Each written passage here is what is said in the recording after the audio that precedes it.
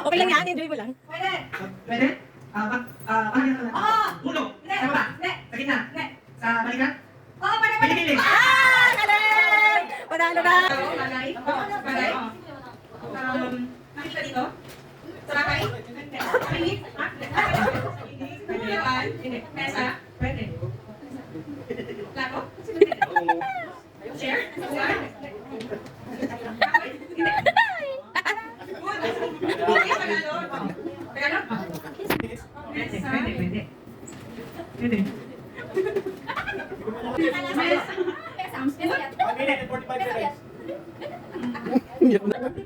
Umiyak ka siya.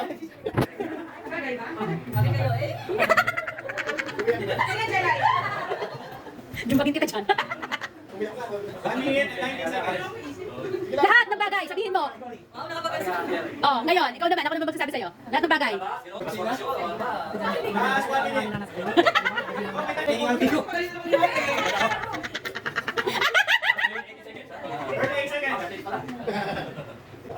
Nakaka-mental block, akala mo lang ha, pagka nandiyan ka ha.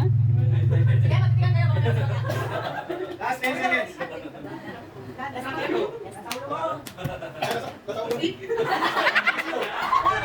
Ano daw? Sabi ni Karen, pag malapit na ganun ka, sabi ko, kanina mesa. Oh, ganun lang pala. Wala na kasunod.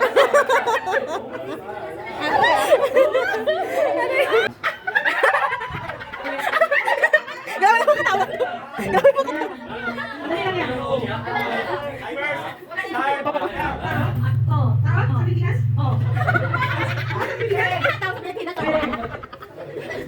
Sa Pilipinas, ha? Pwede. Artista? Hindi. Politiko? Hindi. Hindi. Ano si Karen? Oo, tao. Manikin? Hindi.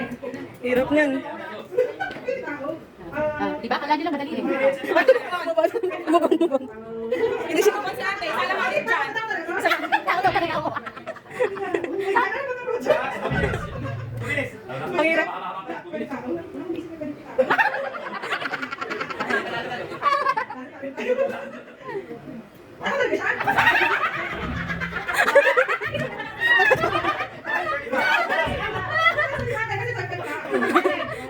Si Mayor yan.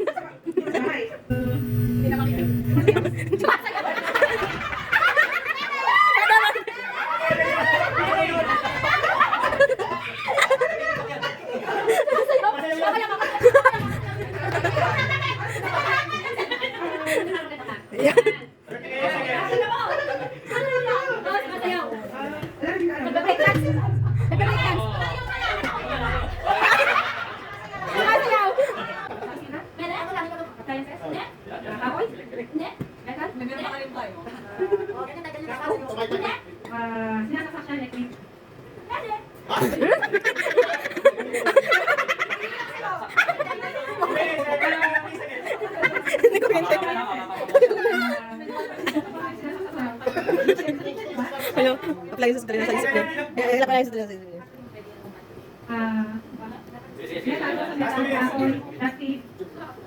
Kasi di pa katong sa atin. Hindi rin nakamubad. Mubad.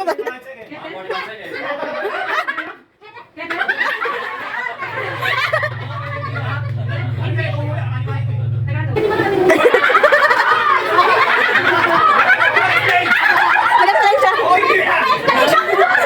May ganun. 30 seconds. Yo. Tao. Tao. Bahagi ng tao, katawan. Tao.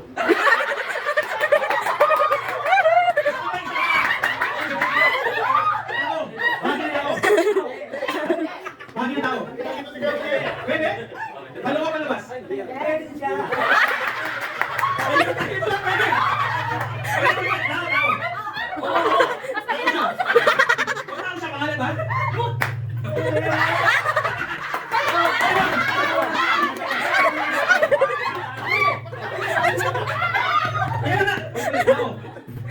ng tao.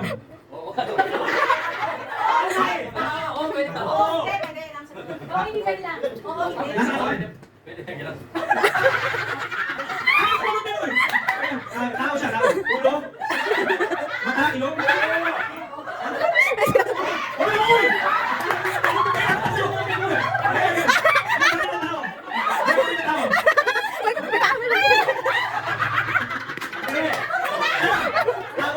Bahagi ng tao. Ginagamit ng tao.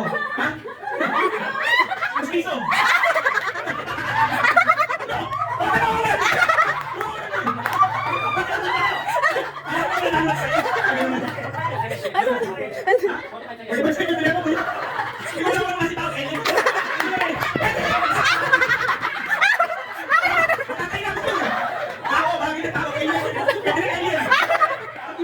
Papabain mo pa kuya. Bakit pwede? Bakit pwede?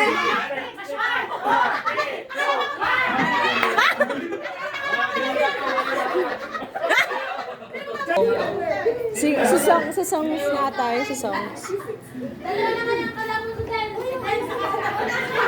Ang saya. Wait lang. Ang lalim dito. Ba't ganun yung cellphone ko? Labo. Hindi pa rin sila nag-start. Wala, ang labo. Ano? Baba ka.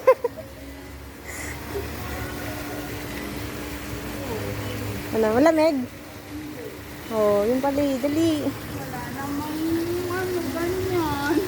Ayun oh. Walang ganun. Walang ganito. Gusto namin ganito. Dali, baba ka na. Eh, gusto ko yung may ganun. Patingin ka dito. 1, 2, 3. Isa pa. 1, 2, 3. Ang labo nga lang.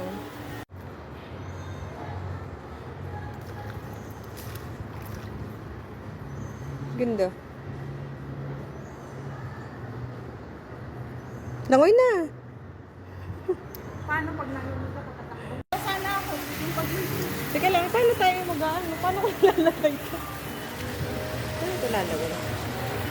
Ay, ang galing! Ka, tingnan mo. Diyan! Dali,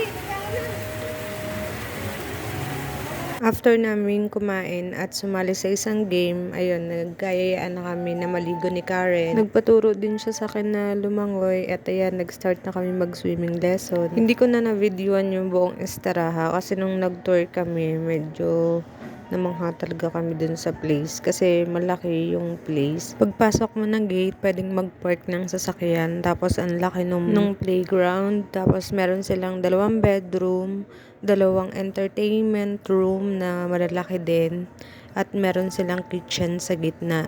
And then meron 2 swimming pool pambata at saka yung isa pang adults. Then meron silang swing slides. Ang ganda talaga, ang laki nung place. At saka yung bathroom is 2 din. may shower at saka meron din silang washing machine. Ang purpose siguro ng washing machine is para madry nyo yung mga damit nyo na basa bago kayo umuwi. Ang laki nung kitchen at saka napakalinis ng lugar. Kahit hindi kami nakasali sa iba pang games, all in all is sobrang nag-enjoy talaga kami, lalo na sa swimming pool. Sobrang busog namin, ang daming pagkain.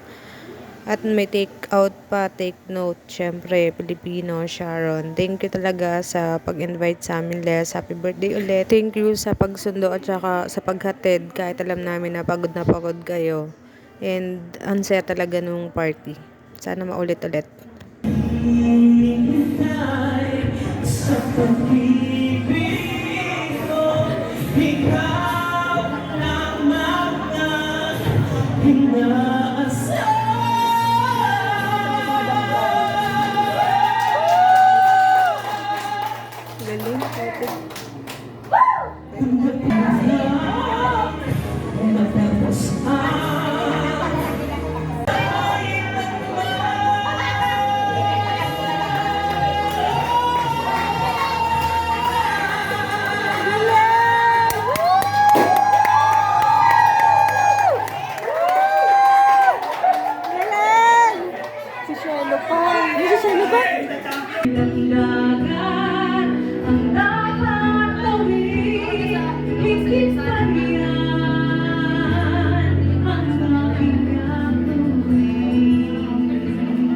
Talaga namang napaahon kami sa tubig kasi narinig namin yung boses ni Dens, tapos si Shelo. Akala namin for enjoy lang yung singing contest, pero parang nasa concert na kami. Stig, ang galing niya talaga. Congrats. Ayun, bumalik ulit kami sa pool at sobrang saya namin ni Karen kasi lumabas yung malakas na pressure. Ayun, nag-massage kami ng ulo at saka ng likod. After a few hours, ayan, marunong na siyang lumangoy. 3:45, tinawag na kami ni Les para sabihin na mag-prepare na para umuwi. Ang Esteraha nga pala ay isang lugar kung saan pwedeng mag-celebrate ng birthday or anumang okasyon ang mga Pilipino or kahit ibang lahi, magsama-sama together ang babae at lalaki. Opportunity na rin to meet other people and make friends. Kasi bilang isang OFW, napaka lungkot dito sa abroad. Kaya make friends and be happy always. 3 p.m. to 11 a.m. ang rent nitong Esteraha. Yun lamang po at salamat sa panonood. Till our next adventure. Sana may mapuntahan kami ng ibang lugar dito sa Saudi para maipasyal ko din kayo. Bye! Nice!